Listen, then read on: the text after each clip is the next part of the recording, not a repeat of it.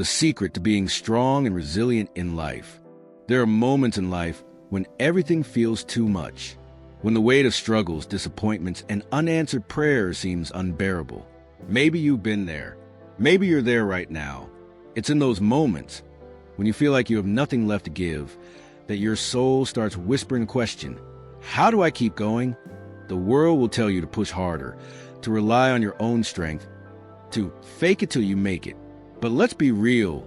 Sometimes that's just not enough. Because there comes a point where your strength runs dry, your willpower fades, and you're left feeling empty. But here's something you may not have considered.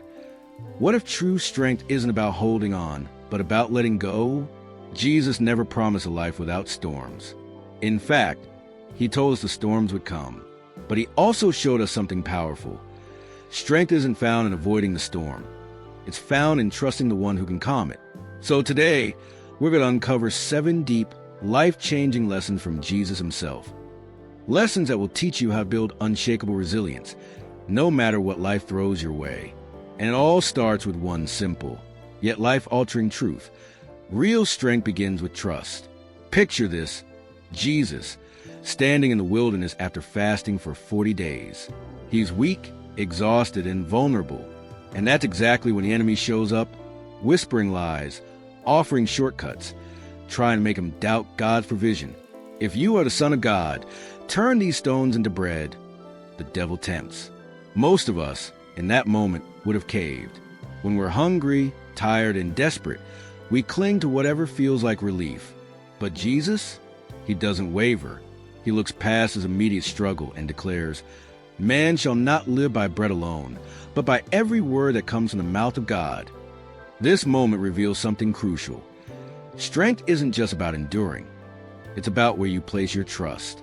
Jesus trusted that God would sustain him, even when his body was weak. He knew that temporary relief can never replace eternal truth. And that's the first lesson in resilience.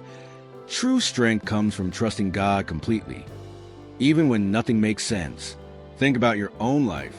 How often do we try to fix things on our own? We scramble for quick solutions. We panic when things fall apart. We rely on our own abilities until we hit a wall. But here's the thing. God never asked us to carry the weight alone. When Jesus and his disciples were caught in a violent storm, the waves crashing against their boat, fear took over. The disciples panicked, thinking they were going to die. Meanwhile, Jesus, he was asleep, completely at peace. When they woke him in terror, he simply asked, "Why are you afraid, O you of little faith?" Then he spoke, and the storm obeyed. Let that sink in. Jesus wasn't just demonstrating his power over nature. He was showing us how to live. Because trusting God doesn't always mean the storm disappears. It means you can rest, even while the waves are raging. And that's what real strength looks like. Trusting God isn't just about believing he exists. It's about surrendering, fully, completely, even when everything in you wants to hold on. Look at David before facing Goliath, a young shepherd boy, standing before a giant warrior, armed with nothing but a sling and a few stones. By every earthly measure, he was outmatched. But David wasn't relying on earthly strength. He boldly declared, "You come against me with sword and spear, but I come against you in the name of the Lord Almighty." And that changed everything. David's victory had nothing to do with his size, his skill, or his weapons. It had everything to do with where he placed his faith. See, real strength isn't about proving how capable you are. It's about knowing you don't have to be. Think about Jesus in the Garden of Gethsemane. The night before he would be crucified, he knew what was coming. The betrayal, the suffering, the weight of the world seemed pressing down on him. And in that moment, he prayed, "Father, if you are willing, take this cup from me. Yet not my will, but yours be done." That prayer is one of the most powerful moments in all of Scripture, because Jesus, fully God and fully human, felt the depth of human pain. He knew the agony ahead. But instead of resisting, he surrendered. And in that surrender, he found strength. That's the paradox of faith. The world tells us that strength is about control, about fighting, pushing, making things happen. But Jesus shows us a different way. Strength is found in letting go. in trusting that God's plan is greater than ours, even when we can't see the whole picture. When Lazarus died, his family was devastated. They couldn't understand why Jesus hadn't come sooner. But Jesus knew God's delays are not his denials. When the time was right, he spoke, and the impossible happened. Because faith isn't just about believing that God can. It's about trusting that he will, in his time, in his way. And when you do that, you stop carrying the weight alone. Because real resilience isn't about holding everything together. It's about knowing who holds you. If there's one thing Jesus showed us over and over, it's this: prayer isn't just a habit, it's a lifeline. Think about it. Jesus, God in human form, still took time to pray, not just in passing, not just in emergencies, but constantly, before big decisions, in moments of sorrow, at the height of his miracles. When he was exhausted, he prayed. When he was overwhelmed, he prayed. When he was about to face the cross, he prayed. And here's the thing. Every time Jesus prayed, he walked away stronger. Take the Garden of Gethsemane. That moment was heavy. He knew what was coming. He felt the weight of it. He even told his disciples, "My soul is overwhelmed with sorrow to the point of death." And yet, he still fell to his knees and prayed. He poured out his fear, his pain, his struggle, but he didn't stop there. He surrendered. And after that prayer, he stood up with strength, with peace, with resolve. That's what prayer does. It's not just about asking God for things. It's about being in his presence, about shifting the weight off your shoulders and into his hands. But here's the truth most people miss. Prayer isn't a last resort. It's the foundation of real strength. Look at the disciples that night. Jesus told them to pray, but instead, they fell asleep. And when the trials came, they weren't ready, because without prayer, we're weak, we're unprepared, we're running on empty.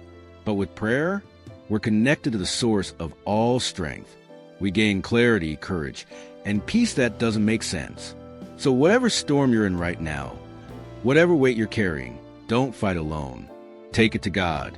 Let prayer be your refuge, because sometimes the strongest thing you can do is kneel. The world tells us that strength looks like power, independence, and standing above others. But Jesus flipped that idea upside down. One of the most shocking moments of his ministry happened at the Last Supper. The disciples were gathered, expecting a meal, expecting Jesus to teach. But instead, he did something completely unexpected. He got down on his knees and washed their feet. That was a servant's job, a lowly, undesirable task. Peter was so uncomfortable that he tried to refuse. But Jesus looked at him and said, "I have set you an example that you should do as I have done for you." And in that moment, Jesus revealed something powerful. Real strength is found in humility. Think about it. Jesus, the King of Kings, the Son of God, wasn't concerned about proving his authority. He wasn't looking for recognition. He was showing that true strength isn't about being served. It's about serving. Because here's the truth. When we serve others, we find purpose. When we lift others up, we grow stronger. Jesus lived this every day. He didn't just preach love. He walked in it. He touched the untouchables. He sat with the outcasts. He healed the broken. And he calls us to do the same. Because when we take our eyes off our own struggles and pour into someone else's life, something amazing happens. Our burdens feel lighter. Paul put it this way: "Let us not grow weary in doing good, for at the proper time we will reap a harvest if we do not give up." It's easy to get caught up in our own problems, to feel like we have nothing left to give. But sometimes the very act of serving, of loving others, of showing kindness, is what refills our own hearts. So if you're feeling weak, try this. Find someone to bless. Encourage a friend. Help a stranger. Show kindness where it's least expected. Because when you do, you're not just strengthening them, you're strengthening yourself too. Have you ever felt like life was pulling you under? Like no matter how hard you try to stay afloat, the waves just keep crashing down? You're not alone. The disciples felt that too, literally. One night, as they crossed the Sea of Galilee, a violent storm erupted. The waves were relentless. The wind howled. Their boat was being tossed like a toy. And in that moment, fear took over. They believed they were about to drown. And where was Jesus? Asleep.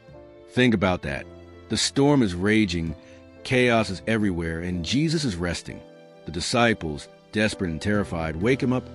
Lord, save us. We're going to drown. Jesus stands, looks at the storm, and says, "Why are you afraid, you of little faith?" Then with a single command, the wind and waves obey him. In that moment, Jesus wasn't just calming the sea. He was teaching a lesson that would echo through eternity. Because faith isn't about avoiding the storm. It's about knowing who's in the boat with you. See, the disciples' mistake wasn't in recognizing the danger. It was in forgetting who was with them. They let the storm dictate their fear instead of letting their faith dictate their peace. And we do the same thing. We see the chaos, the uncertainty, the struggles, and we panic. We assume that because things are hard, God must be distant. But he's not. He's in the boat. He's always been in the boat. And that changes everything. Faith doesn't mean the storms won't come. It means that when they do, you don't have to be afraid. Because your God is bigger than the waves, stronger than the wind, more powerful than any storm you will ever face. So whatever you're going through right now, whatever fear is gripping your heart, remember this. The storm doesn't have the final say. God does. Forgiveness. It's one of the hardest things we're called to do. And yet, it's one of the greatest signs of strength. Think about Jesus on the cross. Beaten, mocked, abandoned. He had every reason to be filled with anger, every reason to demand justice in that moment. And yet, his words weren't words of revenge. "Father, forgive them, for they do not know what they're doing." Let that sink in. While the world was tearing him apart, Jesus chose grace. He chose love over bitterness, mercy over vengeance. And that's the kind of strength that changes lives. Because let's be honest, forgiveness is hard. When someone hurts us, our natural instinct is to hold on to it, to replay the offense in our minds, to wait for an apology that may never come. But here's the truth. Unforgiveness doesn't punish them. It punishes you. It's like carrying a heavy chain everywhere you go. It drains your energy, steals your joy, and keeps you stuck in the past. Jesus knew this. That's why he didn't just tell us to forgive. He showed us how. And here's the secret most people miss. Forgiveness isn't about saying what happened was okay. It's about freeing yourself from its hold. It's about trusting that God is the ultimate judge, that he sees, that he knows, and that he will bring justice in his perfect time. Paul put it this way: be kind and compassionate to one another, forgiving each other, just as in Christ God forgave you. Ephesians 4 verse 32. So whatever hurt you're carrying today, release it, not because they deserve it, but because you deserve peace. Because true strength isn't found in holding on. It's found in letting go. Life can be exhausting. The battles, the setbacks, the disappointments, they add up, and sometimes you just feel done. Maybe you've been fighting for a dream that feels impossible. Maybe your prayers seem to go unanswered. Maybe your heart is just tired of trying. And in moments like these, the enemy whispers, "Give up. It's not worth it." But here's the truth. Your story isn't over. Think about Elijah. This was a man who had seen God work in miraculous ways. Fire from heaven, supernatural provision, victory after victory. And yet, after one threat from Jezebel, he ran. He hid in the wilderness, completely drained, completely done. He literally asked God to let him die. And what did God do? Did he rebuke Elijah for being weak? Did he tell him to toughen up? No. God sent an angel. And the angel didn't give Elijah a long lecture or demand more faith. He simply said, "Get up and eat." Sometimes, what you need isn't to push harder. It's to pause, to rest, to let God restore you. Because here's the thing, God's not done with you. Elijah thought his best days were behind him, but God had more for him. And the same is true for you. So whatever you're facing right now, hear this. You are not alone. God sees you. He knows your struggle, and he's not leaving you here. Keep going, not in your own strength, but in his, because the story he's writing for you, it's not over yet. At the core of everything Jesus taught, everything he did, everything he was, is love. Not the kind of love the world talks about. Not love that's conditional or temporary. Not love that changes based on how well you perform. No, Jesus' love is relentless. It chases after the lost. It embraces the broken. It kneels down in the dirt with the sinners and says, "You are still worth it." Think about the prodigal son. He messed up bad. He ran from the father, wasted everything, made a complete mess of his life. And when he finally decided to go home, he wasn't expecting love. He was expecting punishment. But what did the father do? The moment he saw his son in the distance, he ran. He didn't wait for an apology. He didn't make him earn it back. He ran to him, arms wide open, full of love. That's Jesus.